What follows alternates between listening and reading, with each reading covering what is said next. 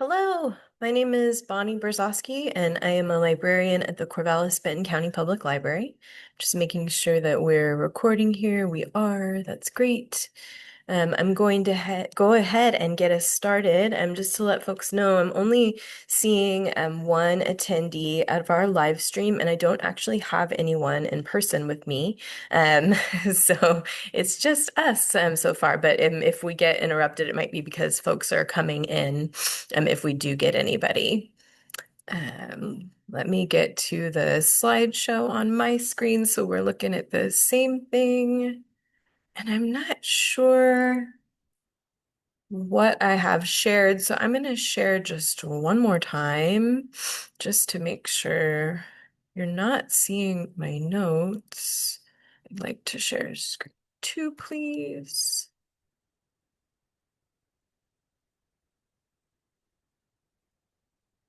Great. Okay. I think now you're seeing what I hoped for you to see, which is my very first slide. So welcome. Thank you for being here. My name is Bonnie Brzozowski, if I didn't say so. I'm a librarian and I teach this class identifying misinformation. We're going to dive right in. If my mouse will work, there it is.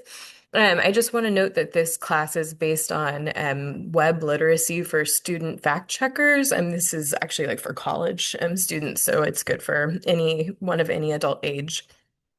And that book was actually created by a guy named Mike Caulfield. He's an educator and instructor at the University of Washington. He does a lot of research on how Google works, how search engines work, how AI chatbots work.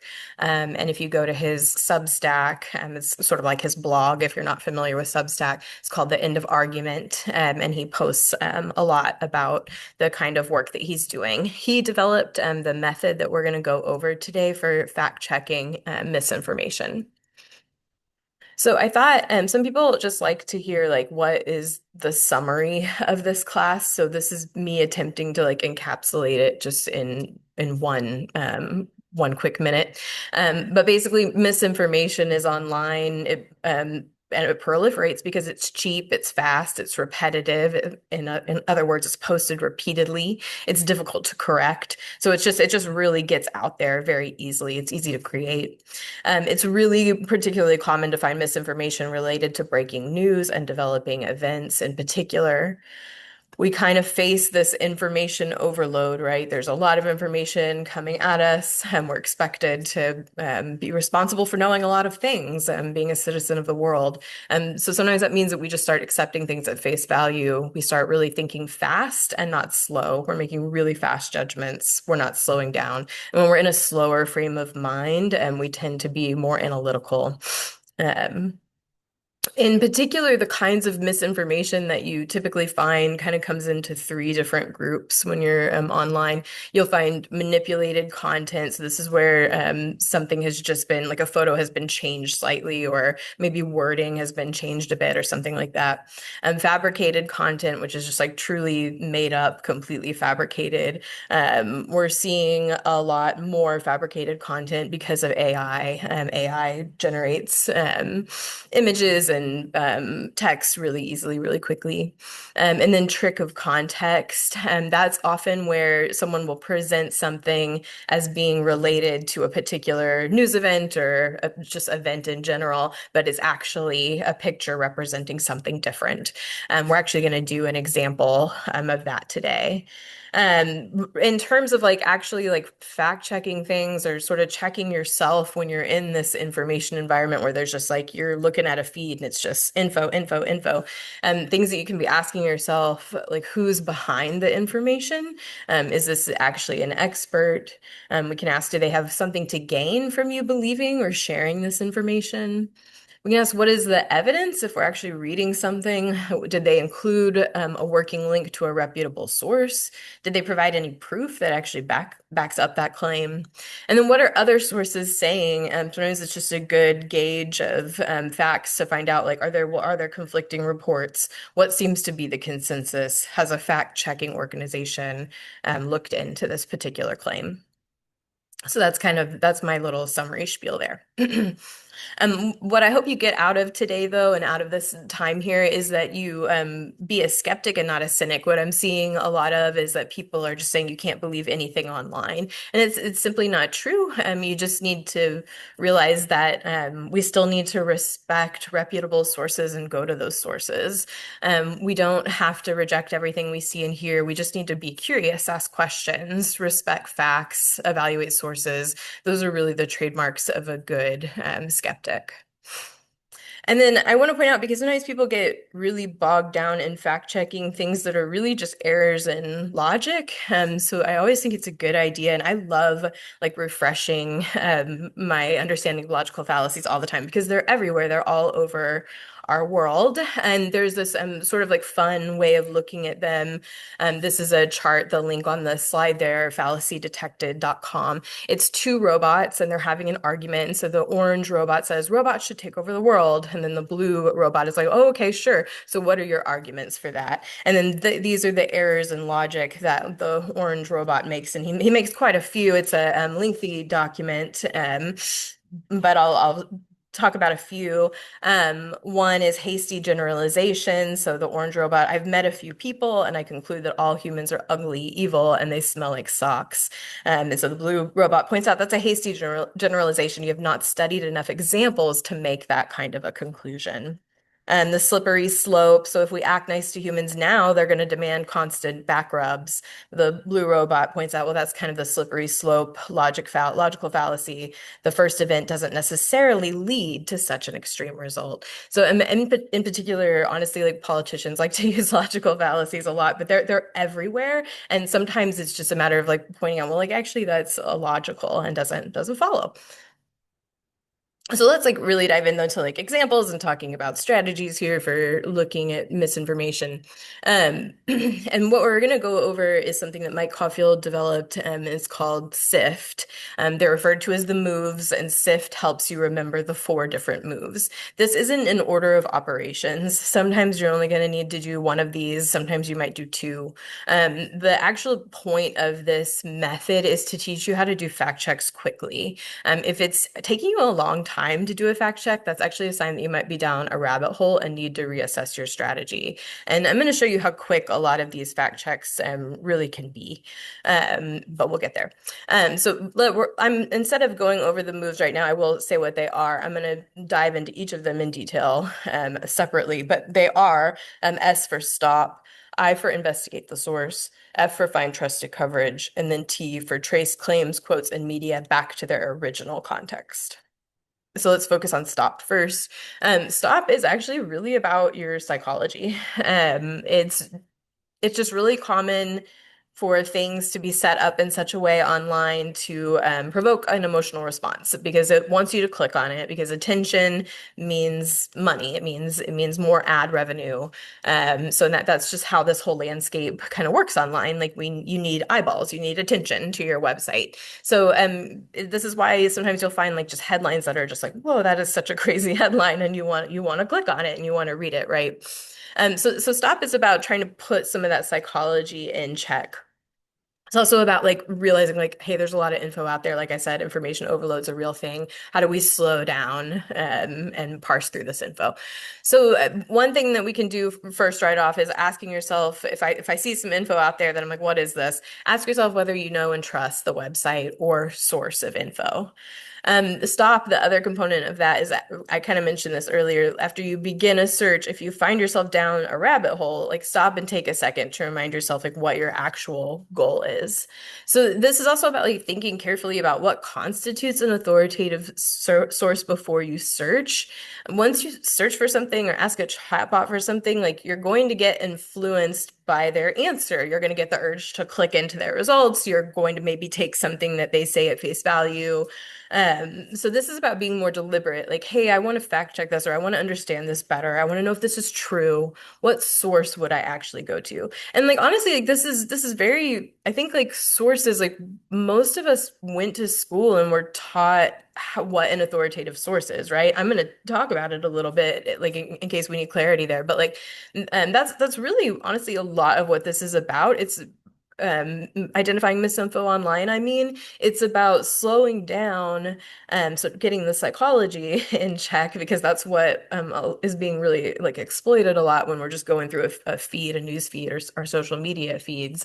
But it's also about like remembering like, hey, what is a trusted source of info? I'm gonna look there for info, basically. I'm gonna validate claims with like a newspaper of record, for example. But we'll also get there. And I've kind of already alluded to this, but stop is really about checking your emotions. Like when you feel a really strong emotion and that emotion pushes you to like share something, that is like the number one time that you should like stop and slow down. Those are the claims you have to fact check. And the reason why is because when we're in an emotional state of mind, like we're just not going to be very rational or we're not going to be very analytical in the way that we're thinking. So there's a whole book that I highly recommend called Thinking Fast and Slow by Daniel Kahneman. And it really goes over just like all the psychological biases that human beings have that really prevent us from thinking super rationally when we're in a fast state of mind. So being slow is really what it's all about. And I just highly recommend that book if you ever have some time for it. It's also a good listen. I listened to the audiobook.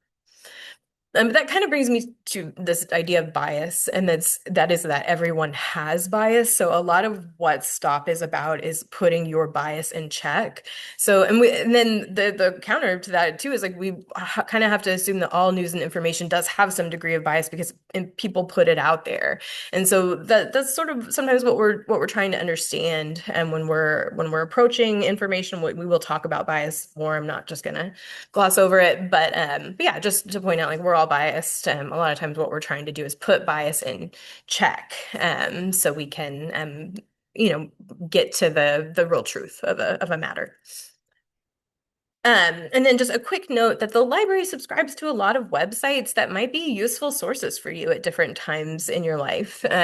So if you go to our website, you can just Google or web search the Corvallis-Benton County Public Library and go to our website, look for collections, and then click on or tap on learning and research. That's going to show you all the different things that we subscribe to that can help you in your research.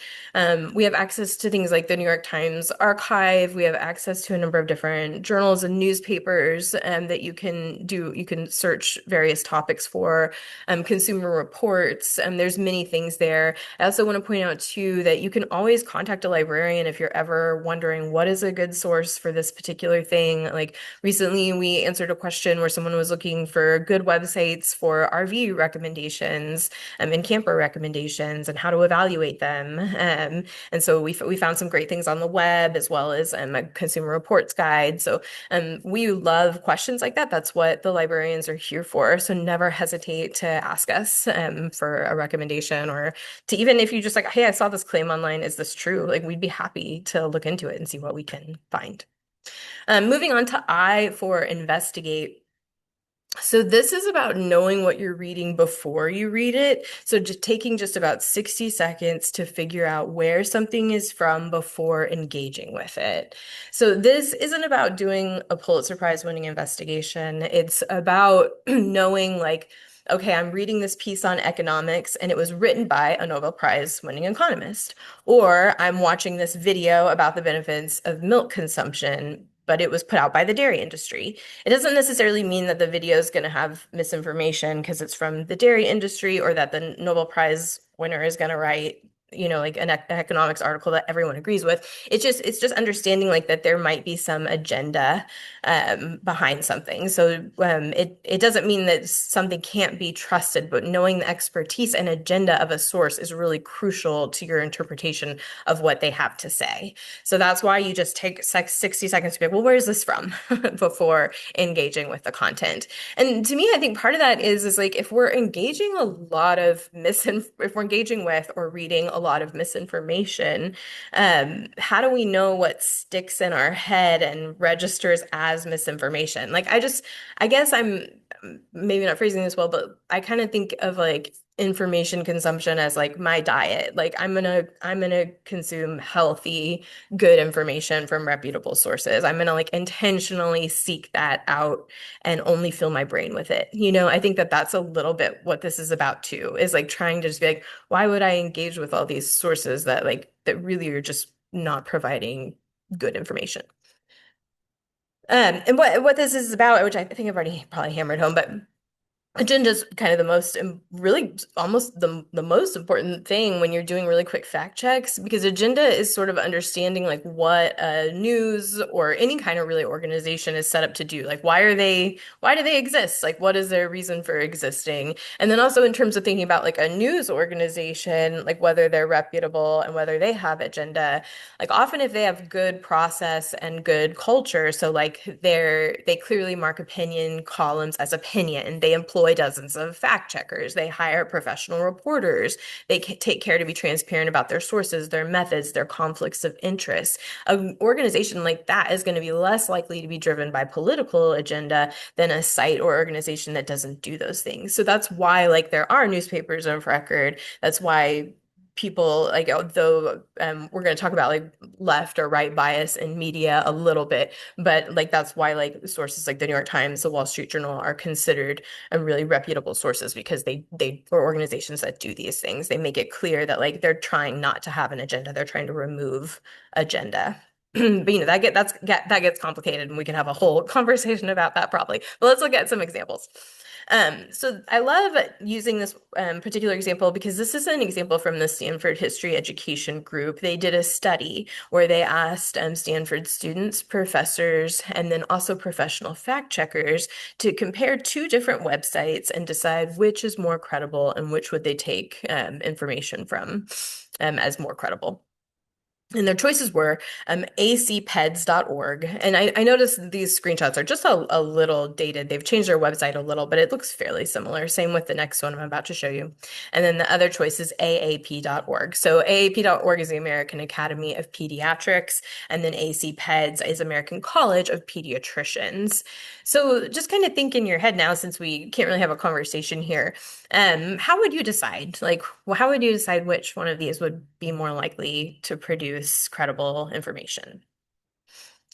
I think that you might be surprised that a lot of people didn't do what might have been the most effective thing, which is search for the Wikipedia article about the organization. And people scoff at Wikipedia a lot. The video here is showing you just adding the word Wikipedia to the end of that URL or web address, and then hitting enter because that runs a web search. And what it did is it took us to the American College of Pediatricians Wikipedia article. It tells us that they're a pretty small organization that was started, I think 2002. I'm going to slow this down here. Slow down, slow down. And it also mentions that it's a socially conservative advocacy group. So they started as a group of pediatricians that oppose adoption of children by same-sex couples. And then they also have pretty firm stances on other things too that I'm not going to try to get into because I don't know it well enough. But that Wikipedia article will tell you quite a bit about it. And people scoff at Wikipedia a lot because it's sorry, these videos just don't want to pause. Come on, guys. I think I got it to pause that time. Okay. Wikipedia is a really great source for basic facts and consensus viewpoints as well. And the reason is like it is human edited, and those human editors take their jobs very seriously. And the articles are watched really closely. Wikipedia has very good guidelines for what an authoritative source is, and will note at the top of an article if an article is lacking a lot of sources or lacking very authoritative sources. They edit out and delete vanity articles, things that aren't sourced well. And what I love about Wikipedia is that they do cite everything. So they'll have a footnote. A lot of really good Wikipedia articles on like more in-depth topics will have external links that link out to all kinds of really interesting content that they use to help build the article. That's very authoritative. So anyways, in terms of like just checking basically, what does an organization set up to do? Wikipedia is great at telling you this. And then if you didn't believe it or had questions about it, like you could have followed the links that were in the article for AC Peds and kind of seen like, okay, well, why do they say that? And then actually, if you go to AC Peds' website, they spell it all out, so it's not a secret.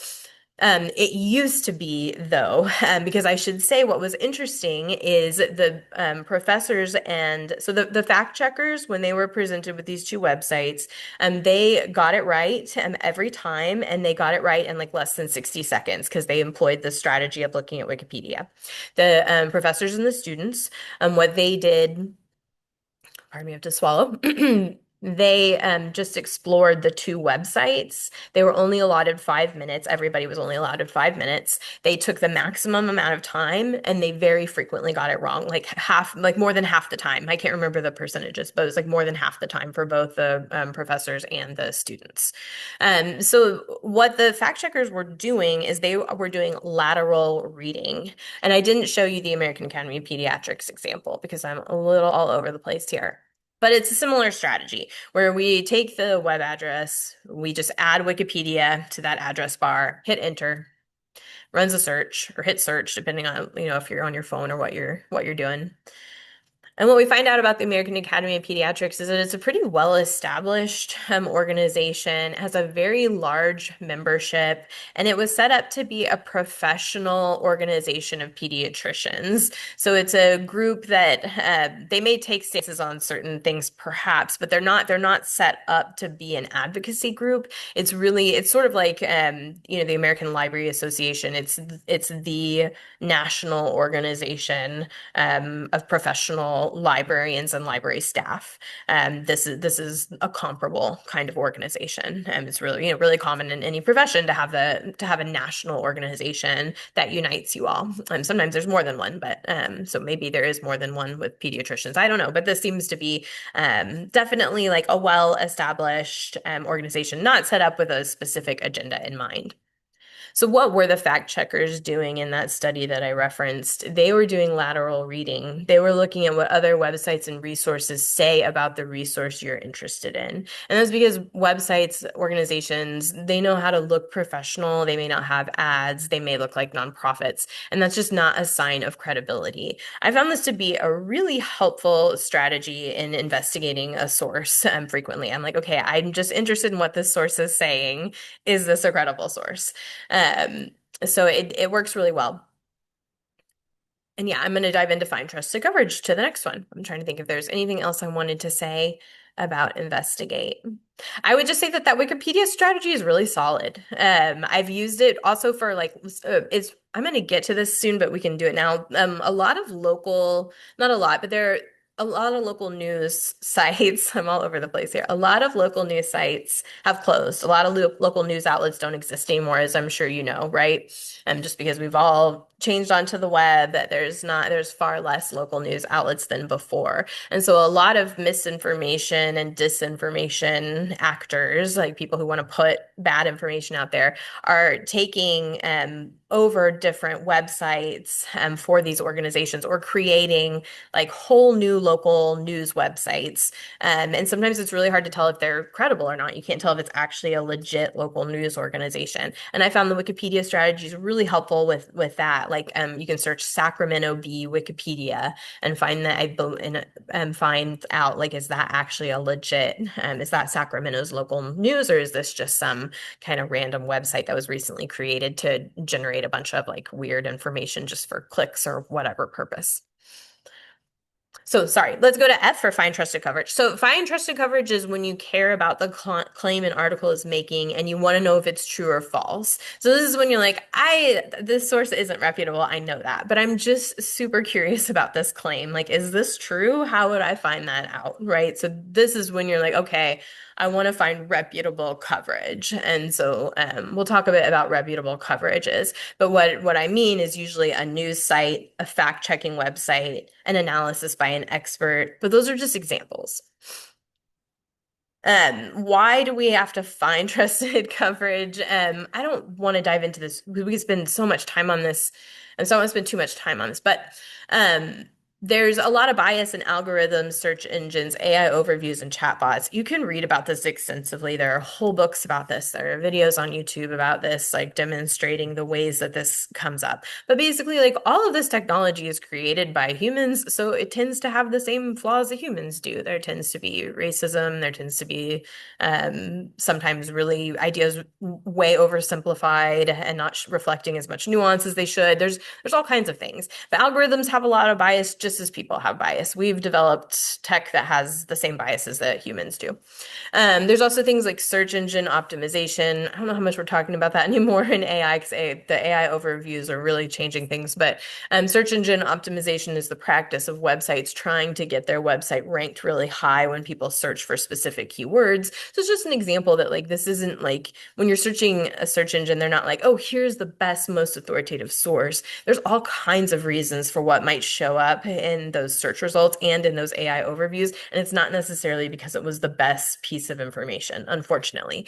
And there's like so many reasons for that. But there's also filter bubbles, and this is kind of the thing of like if you, for example, if you are a social media user and you do a lot of scrolling through your feed, you might notice that like, oh, if I linger on something for a long time, I get a lot more of that content. Or oh, if I post or click on this kind of content, I only, I clicked on puppy dogs and now it's just all puppy dogs all day long. Like because and that's there's like more nefarious ways that that can work. Like if you're always clicking on like really left-leaning news articles, it's just like only going to spit out left-leaning news articles at you, and you're never going to see anything like different or contrary to what you might believe, which isn't great because it leads to things like confirmation bias, where you're just sort of seeing everything that confirms your worldview. And I'd say with AI overviews and with the chatbots, so that's like there's a lot of different names for them, but like Chat GPT is one, Claude, Gemini, that's Google's.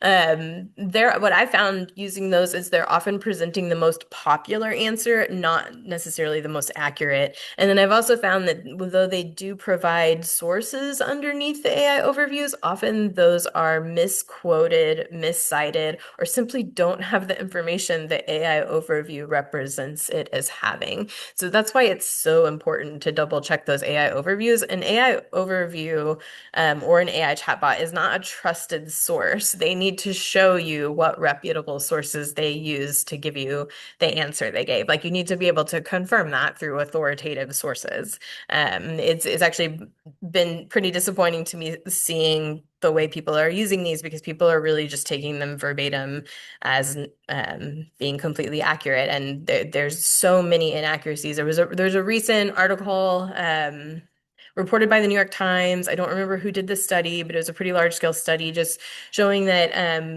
Google AI overviews get it wrong a lot. The number actually sounds low, but then when you quantify it, it's like millions of searches an hour or a minute. I totally don't have the stat in front of me, so let me not pretend to cite it correctly. But it was pretty astounding how frequently that means they get things just completely wrong or it has a lot of errors in it. So these are things that we need to be confirming for sure and finding trusted coverage. And then I'll try not to spend too much time on this either, but this is about avoiding confirmation bias in searches or in the way this would be the same with like using like Chat GPT or something like that. Like sometimes if you ask questions that imply a certain answer, you're gonna get a certain answer. There's a number of examples there, but let's keep going. Avoid using terms that imply a certain answer. So if you said like women 72 cents on the dollar because you want to confirm that what the gender wage gap is, you'll likely get a bunch of articles saying that they make 72 cents on the dollar. But then if you say women 80 cents on the dollar, you'll get stuff saying women make 80 cents on the dollar. So like a better approach would be just like gender wage gap or wage gap. Avoiding culturally loaded terms. Sometimes you might not realize that like a certain term is used by like a supremacist organization, and I'm not kidding, like or an extremist organization. And like when you start putting those terms into the search engine, that's the kind of content you return. So just remembering that like there's lots of ways to phrase things online when you're doing a search. So if you're not getting great answers, it might be just or good sources. It might be the way that you're phrasing something. So the plan to reformulate, I'm surprised how often I have to reformulate a search. So like as a reference librarian, like I can be asked anything at the reference desk. I'm not necessarily knowledgeable about things I get asked about. And so I have to like I'll use often what terms I'm given by the person I'm interacting with. And then in my search, I'll say like, well, none of this looks like a reputable source so far, but I'm also seeing it phrased this way. Or when I started typing this term in, the search engine prompted me with some other terms. And so I'll try to search for those terms and find that I get more relevant or better results sometimes. And yeah, scanning results for better terms. That's basically what that is. So let's do an example. So finding trusted coverage. So this example, this was when it was Twitter. So this is a Twitter screenshot, but it's similar on X or Blue Sky. It's just someone posting a link to an article. The article is at mandatory.com, and the article is rat dies after gorging on cash while stuck in ATM. And the guy's caption is, "That's an expensive lunch," which, yeah, that definitely is. So if we're like, okay, is this real? Like, did this really happen? We could research mandatory.com, but we're not going to get anywhere because it's just some random website. It's not an authoritative site. Anyways, like what we don't necessarily even have to go to mandatory.com. We could actually just say, well, hey, did this happen? And we can find out pretty easily by really just running an internet search. Because if this happened, it stands to reason that many different media outlets would have reported on it. And so it shouldn't be difficult for us to find an authoritative source that reported this if this is legit. That is because this is such a newsworthy thing because it's such an oddball. It doesn't seem like it could possibly be real, right? Like spoiler alert, it's real. But let's look at the example here. So this is just doing a search for just some of the keywords in the article. So rat ATM India should get it, right?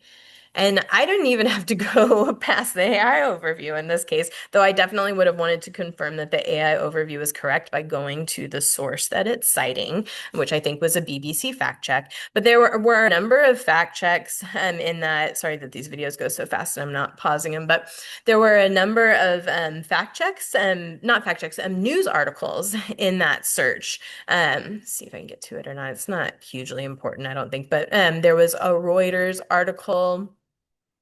I think USA Today reported on it. There was an Indian newspaper that I'm not super familiar with. Oh yeah, CNBC, CBS News.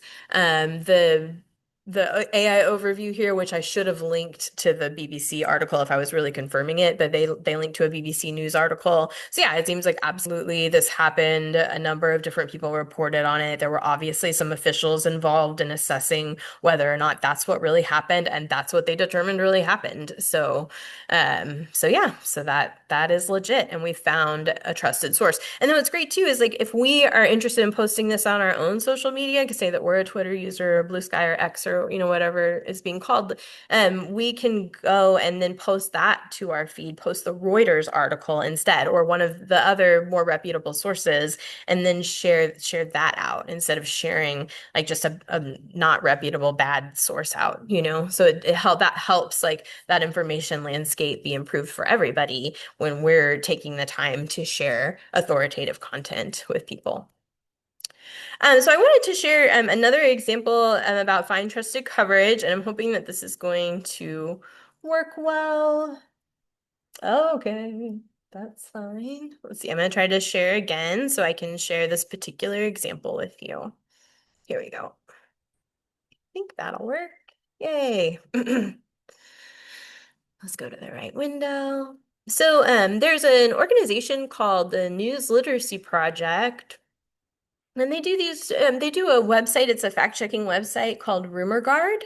And they find like information that's being shared, misinformation that's being shared, or complete disinformation that's being shared. And they fact check it. And then they also provide this content for educators to sort of show like, hey, like let's walk through some of this together and think about it. Like if we saw this in our feed or we saw this somewhere, how would we process it? How could we analyze it? So in this case, the example is for the Artemis 2 lunar mission that was fairly recent. And so no, I'm going to go ahead and tell you the Artemis 2 historic lunar mission, it isn't being staged. It was not staged. If you think it was, we're going to show you how we believe it was not.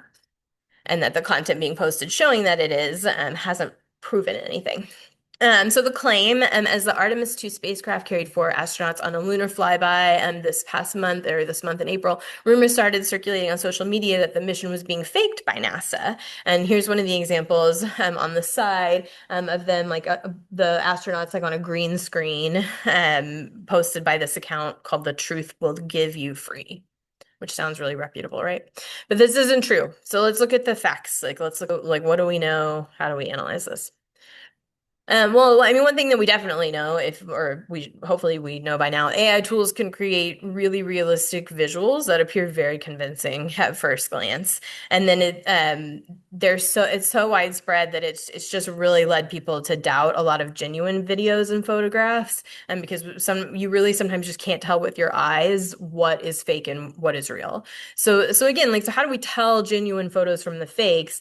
I'm going to go ahead and tell you, we've already kind of talked about it. We find a reputable source. We look and see like, well, our reputable news outlets reporting that this appears staged. Are they giving any validity to these claims? Can we find any of these claims fact-checked? How do we know that this mission really did happen? What is the proof? So this particular image, like I said, it shows that these astronauts are filming on a green screen. This was particularly widely spread. So where did it come from? Who posted it? I'm already really suspicious of it. I hope you are too. Can I trust this account? I did tell you the account there is called "The Truth Will Give You Free," which, it just doesn't seem very legitimate to me. It's definitely not a reliable news source or a news source I've ever heard of. There's no information about where or when this image was taken, so I have every right to remain skeptical here.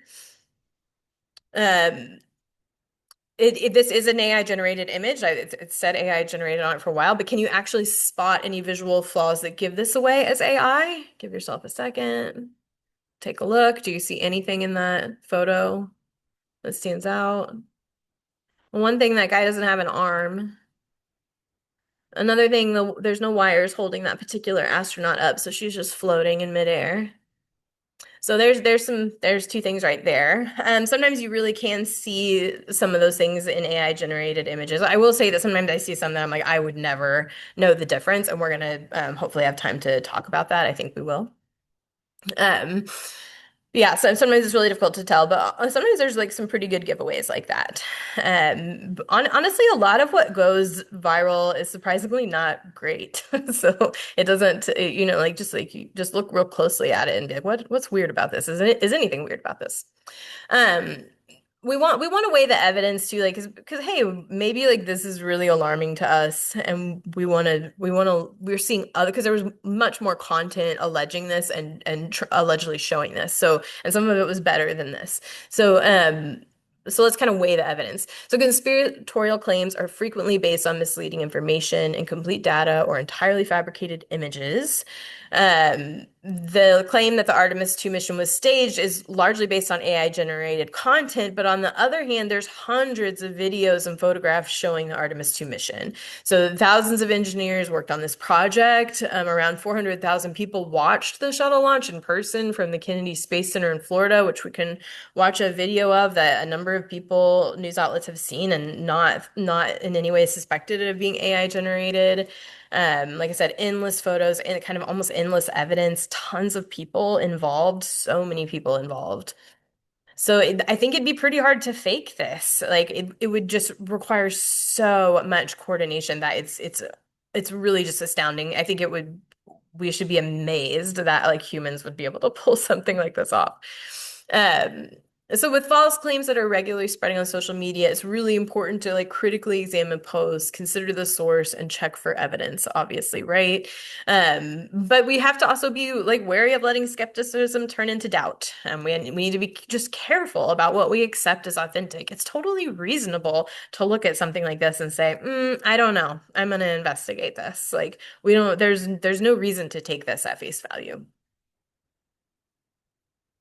Oh yeah, this is a quick video. I don't remember if I shared sound. So I think I might skip this, but this is just a video from CBC News, which I believe is a Canadian news outlet, that goes over just like claims and rumors showing how some videos were spliced together using actual NASA footage that made it look like somehow someone else was video recording anyways, like there's just all these ways that like people manipulated legit stuff as well, like legit pictures of the mission, and then splice them together to make it look like something that wouldn't have been possible.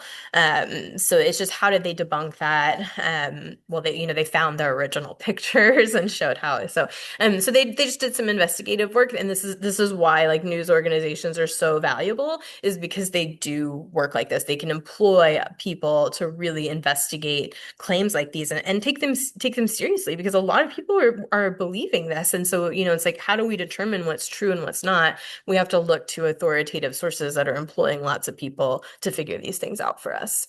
So let's get back to the slideshow here. We'll do more examples too. I'm going to see if it'll let me share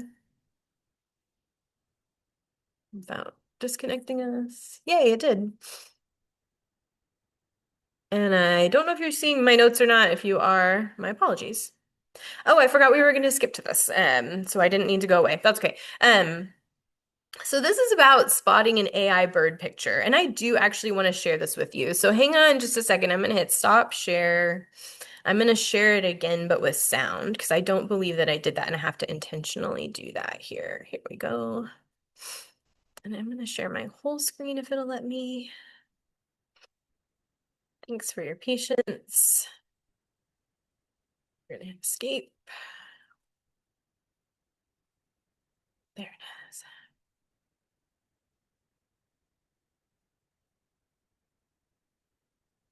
Sorry, there's so much on my screen. It can be hard to see everything.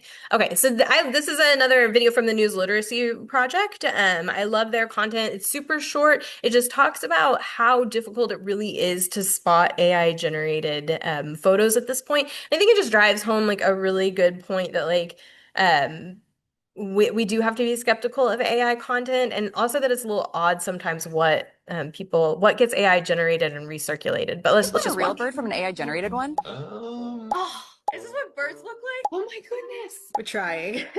My guess is probably not.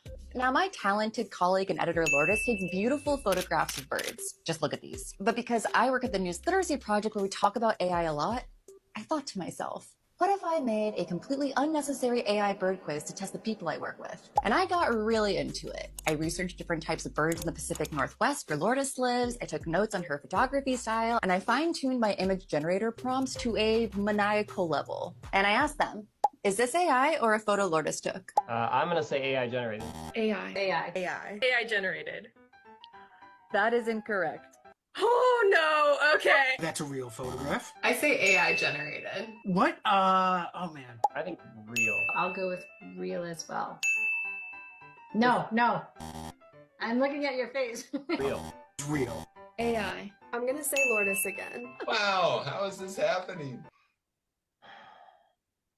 Real. The reflection looks okay. Real. Does it though? Real. Does the dirt look okay? I think this is a Lourdes photo, but I'm gonna say AI generated. AI. I'm gonna go with AI. Real. Yes. Yeah. Interesting. The takeaways, just knowing there were AI images in the mix made people second guess everything. There's poop on the rock. What AI puts poop on the rock? It's like so red. Is this a real bird? When people chose AI, oftentimes it was because they thought the photograph was simply too good to be true. Wow. If she got this shot, that's pretty incredible. This is a real photo? This is so cool. I chatted some more with Lourdes about birds. Here's what she had to say about nature photography and AI. I think it's really tough. When I looked at the photos you created with AI, there was definitely ones I would have been fooled by if someone had posted those. On the one hand, you should be looking around and seeing, is this real or not? But don't discount just every photo that looks like it's just too fantastic to be real. Because sometimes it really is real. People have these great moments in nature that they're able to capture. But not images of adorable baby birds, because this is definitely AI. Baby birds are really pretty ugly. They're not that cute. But maybe the biggest takeaway from all of this? I can't trust that something I'm seeing is or isn't AI just by like picking out details. If you don't have additional context, you're just like making your best guess. You start doubting real photographs. That's why looking for more context is better than hunting for visual clues. Whether it looks real or looks too good to be real, the smartest move is to check where the image came from and see if you can verify it through another reliable source. And one more question. Can you spot a real bird from an AI-generated one? Oh. Great. Thanks for watching that with me. I'm going to try to share my slides again. Thanks for your patience as we go back and forth. All right. So, yeah, I hope you enjoyed that video. I always enjoy watching it. I've seen it many times, but what I like is how it shows that like it really starts to get you just doubting yourself and doubting your ability to gauge, and it's very reasonable. And I think nature photos in particular are very challenging to evaluate for whether or not they're real. So I talked earlier, I mentioned, I think, newspapers of record. So this is like when we're finding trusted coverage, what counts as trusted coverage? Well, a newspaper of record does. These are the kinds of papers that are rigorous, showing attention to detail. They have accountability in their editorial processes. I already kind of talked about what that looks like labeling things as opinion, having professional fact checkers on staff, etc. They have a truly national view and attempt to be the best possible record of what happened in the nation, not just a region on a given day. Here are some examples, but you don't necessarily have to take these. You could add in the Boston Globe, Miami Herald, Chicago Tribune. You could take out the LA Times and the Washington Post if you want. This is just a starting point. A literate fact checker doesn't take what is said in newspapers of record as truth necessarily, but what they're looking for is their process. Like any good outlet should tell you, how did we come to this conclusion? Why are we reporting this information? Where did we get this information? And how did we fact check it? You don't necessarily, if you feel like they're trying to tell you this info means this or that, it's up to you whether or not you think that those conclusions can be made from the info they're presenting. It's really about looking at that info. So any person who doesn't recognize the New York Times or Sydney Morning Herald as more than your average newspaper just really isn't going to be as efficient at evaluating information. And yes, I think this is when some people would say but there's bias in news, and I'm not disagreeing with that at all. But I think that when we have our objective, thinking analytically, slowing down mindsets, we can see some of that. And this is there's a lot of different media bias charts out there. And this one I think was updated quite a while ago, so it might have also changed from this particular outlet. But this is All Sides, which I think All Sides still exists. I haven't been there for a while, but All Sides is a news site that will show you how a topic is being represented from the left, right, and center. And so it's really interesting. Go have info on the Iran war, and then show you how left outlets are reporting it, how right outlets are reporting it, how more centrist outlets are reporting it. And so you can see how it's represented. Ground News does a similar thing. So that's another really good news site, I think. Anyways, the media bias chart, yes, generally there is some kind of bias in media. Like I said, though, a lot of these large organizations, they have processes to try to mitigate that bias, right? So generally when we're talking about media bias, it's in the opinion part. It's when it's the analysis part. It's not in the fact gathering and fact reporting part, generally, when we're talking about media bias.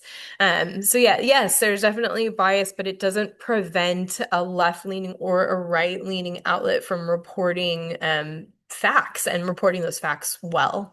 We don't necessarily have to discount every single thing that comes from a certain outlet. And then just a point that sometimes people will be oh, well, they've gotten it wrong before. But that's because nobody's perfect. The commitment to fact checking and correcting errors is actually what's important. We can't expect journalists to be infallible, especially in the face of breaking news and unknowns. It's really about good corrections policies. There's a lot of accusations of fake news, and sometimes it's for showing oh, well, you got this wrong. And it's well, they got it wrong right at the beginning when we only only knew so much. So, and then I already talked about this, that there are a lot of bogus local news sites. It's kind of people taking advantage of people's sort of inherent trust of local news. Um, so they'll plagiarize maybe like existing local news out there, but then also splice in some mis and disinformation too. So it's just a really good idea to like to check on local news sites to make sure that it's like a long-standing organization that seems legitimate and isn't just sort of a kind of fake news site. A legit fake news site. Okay, so let's talk about the last one, T for trace. So that's just the idea that I think trace is the one I think finding a reputable source or finding trusted coverage and trace are probably the two moves that you'd employ the most. Oh, and probably stop as well. That you will employ the most in identifying misinformation online or engaging with information online, any information online. But anyways, the web often strips information of its context. And we're going to see examples of this. In order to understand if something's really being accurately portrayed, we have to find the original context. It happens a lot with claims, quotes, and media. So we can trace those back to their original context and sometimes have a much different understanding of them. So let's look at some examples. So this particular NRA CEO, he was represented on this Everytown for Gun Safety. It's I think a nonprofit advocacy organization or something like that. They posted this on their social media and it went viral and a lot of people picked it up because it shows supposedly that this NRA CEO said, "We believe in absolutely gun-free, zero tolerance, totally safe schools. That means no guns in America's schools, period." So, it's a pretty big deal if an NRA CEO said that. So, did he say it? Well, let's find out. So here's a little video where we try to do a fact check of that. And is it going? There it goes. So we take part of the quote and we put it in quotes so it looks for the phrase, for the full phrase, not just for words in the phrase. And then his name. And then I think I added fact check. And I found that if you didn't add fact check, it didn't work quite as well. So sometimes just adding the words fact check to something you're searching can help you get a much more reputable and authoritative source. I did find several fact checks. It kind of didn't matter which one I clicked on. They all came to the same conclusion. I started with PolitiFact. And what they do is they break it down. They're like, yeah, this guy completely said this, but there's more context. They link you over to C-SPAN, where C-SPAN had a recording of the conference where he did make this quote. They not only link you to it, they link you to exactly where he said it. And then we see that there's a full transcript of it just below. So C-SPAN transcribed it. And so we can read it in full and see that, yeah, he did say that. But he said more. He did say, with the exception of law enforcement, certain law enforcement officers, I believe is how it's phrased. I'm not seeing my screen very well. But yeah, so with the rare exception of, I think law enforcement officers are trained security personnel or something like that. So he did say that, but he also qualified it. So if you take it out of context, it looks a lot different than when you see him say that full paragraph all together. So it really removes the context. But what's even further interesting is so Wayne LaPierre has said that he has always advocated that teachers be carrying guns in schools. But honestly, when you look at this language, it doesn't look like he's advocating for that at all, in my opinion, and in a lot of people's opinion, judging on that paragraph. So it's interesting. It's like, sometimes the truth is a little bit more nuanced than it appears. And when we go and search for the context, we can really see that. And we're like, oh, okay, well, actually, this is a little different than we're seeing it represented. Let's look at another example of this. So this is an example with gas station lines. Is it gonna cut us off from sharing? No, it didn't this time. How nice of you. So another example from RumorGuard, from the News Literacy Project's fact-checking website. So there were these videos of long lines at at gas stations recently posted, saying that the United Kingdom had these really long queues or lines at fuel stations because they were going to run out of gas in like 2 days. So it was a viral video. I can show you the video, but honestly, it's not very interesting. It's just showing a lot of cars in line at a gas station. The video is real, but it wasn't taken in the UK the way it's represented. And the country isn't at risk of running out of fuel in 2 days, as this post claims. So how did we fact check that? Okay, yeah, this video is like 10 seconds, so you can see it really fast. But yeah, this was the video that was shared. It is a real video. It's not AI generated. But this is a really common tactic, sharing a genuine video or photograph, but in a completely false context. It happens all the time. It's almost kind of crazy. So the videos is legit. It's being shared with an inaccurate description. So is just asking ourselves right now, is there anything about this post automatically that makes us a little skeptical? If this post comes across your feed, what kind of questions could you ask yourself? Well, number one, I don't see that it's from like a news article. It doesn't provide really any specifics, like where is this exactly? Where in the UK? Can I trust the account sharing this video? Not necessarily. I don't see anything that tells me that it's like a reputable source. Are there any reputable sources that can support this claim? I think that's a good third question. Like we can find out like, well, is anyone else reporting this? If the UK is going to run out of gas in 2 days, other organizations would surely be reporting that, right? So how can we investigate?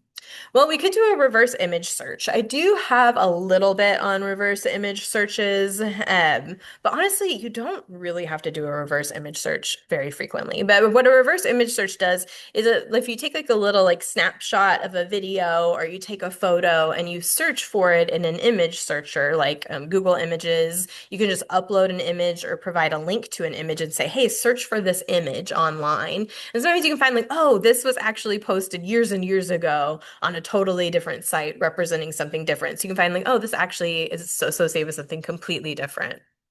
But we could also do, would be my approach, is just do a web search for the more general claim, will the UK run out of fuel in 2 days? And this particular claim was actually fact-checked by multiple news organizations. How did they fact-check it? They located the original video.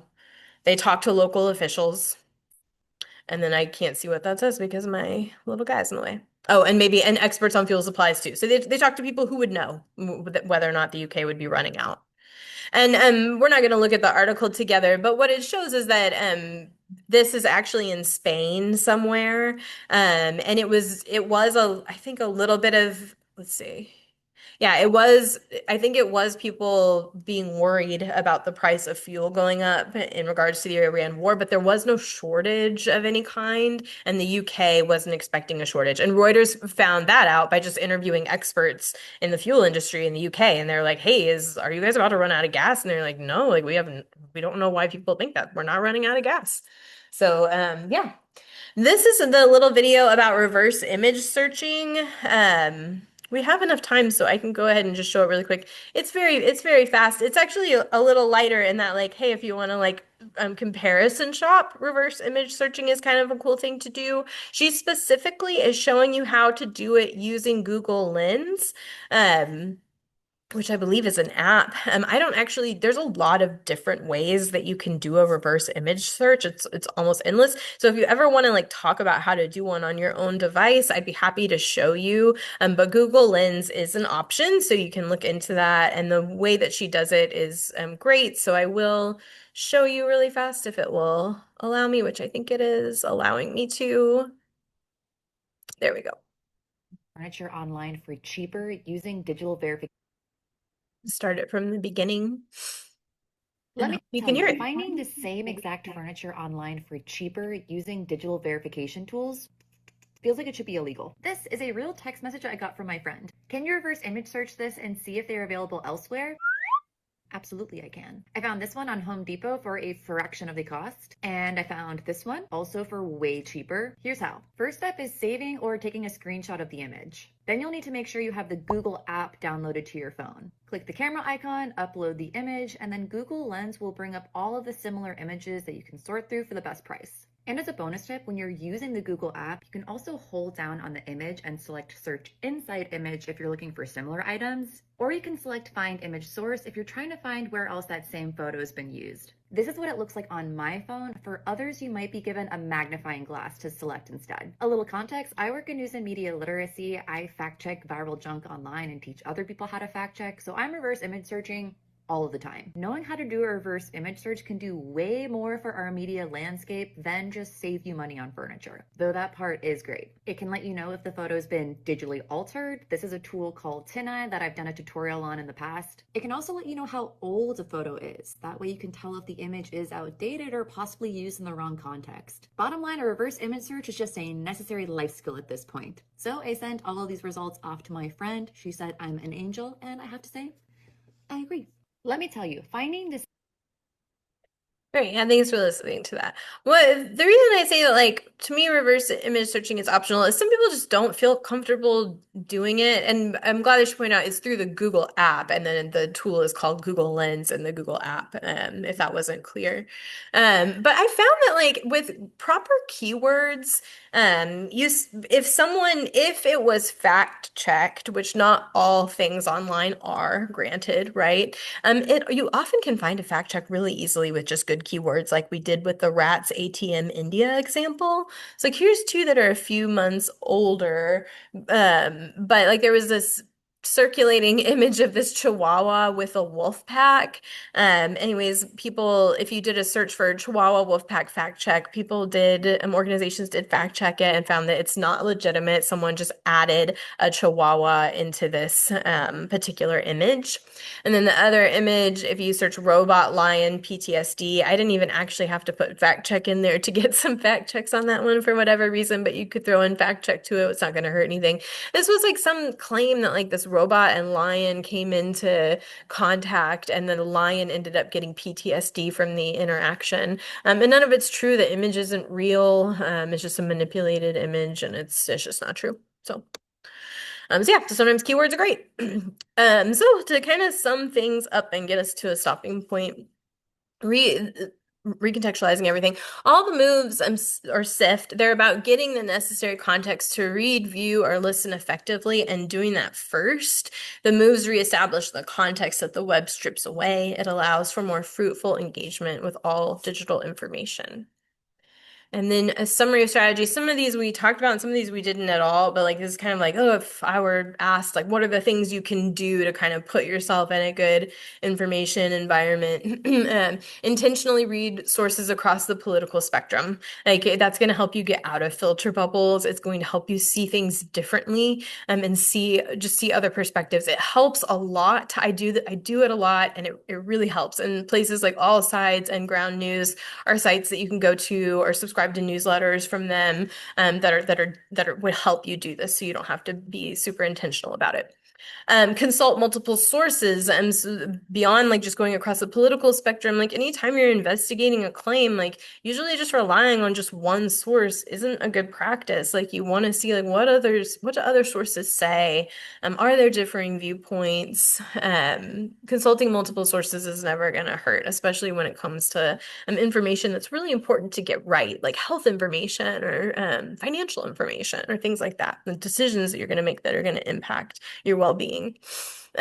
Check facts and or quotes.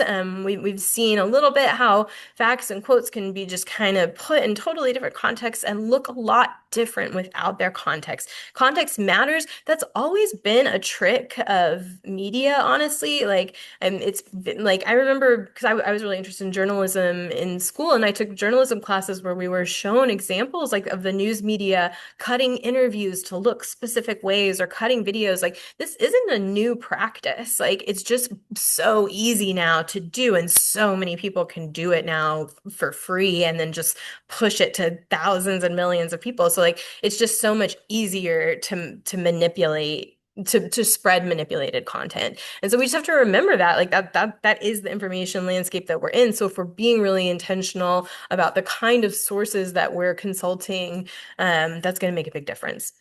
Critically evaluate sources, so read laterally. Anytime I come across like a source where I'm like, I don't know about this source, I'll try to read laterally about it. Occasionally that doesn't work, and then I'll be like, okay, I still don't know anything about this source, so I'm going to find trusted coverage. Tell me about this claim. Is this claim legit? Or I'll trace the claim or the quote or fact.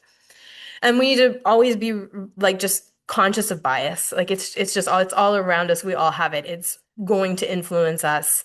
We just need to have the greater awareness we have of it, the better the better we're going to be able to process information and share information with others. And also the better we're going to be able to like talk to people about things we disagree about.